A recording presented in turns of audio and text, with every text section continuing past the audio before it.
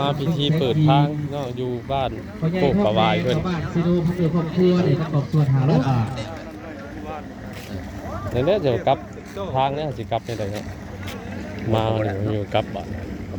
ทางเทียบเองเลยประกอบ ลงไปจะได้บ่ ได้ล็อกลงไปลงไปนี่แล้วเราเดินหน่อยครับ ในทางเทียบเองของห้างขายปูนในประกอบส่วน ที่เปิดทางเพิ่นมีบ่รับมีเพิ่นป้อนเพิ่นอย่างคักแน่เลย ทางเทียรอบเทียรอบเทียบายเนาะนี่ได้ประกอบอยู่250,000 กีบ ที่เปิดทาง ทางเทียใหญ่รัก35 ของเฮาแล้วสิกลับได้ส่วนทางลงบ่ได้บัด 1 กีบ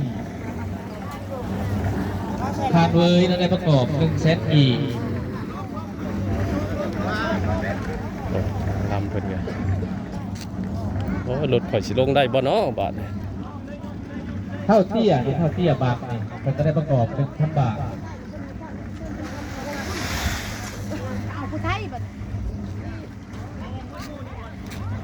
ทางเครื่องทางเครื่องสุดท้ายสี่ทางไม่ได้ทางไม่ได้มันจะประกอบอยู่5 กีบ ทอดแล้วบ่ ทางดีทางเรือสองตัว โอ้ มาอีกว่า ทางกีบแล้วก็ได้ประกอบตัว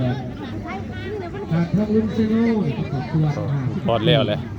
เอามาแต่ตักบาทแล้วโดนเห็นเพิ่น ธิดา ทอดเลยบาท ประกอบตัว แล้วเลย เป็นกีบ เปิดเฮ็ดทางบ้านเปิดคักกะดีได้พี่น้องก็มีทอดคักแน่ได้เปิดเฮ็ดจัดพิธีคักแน่ ทางเอบ้านโคกใหญ่ประกอบตัวได้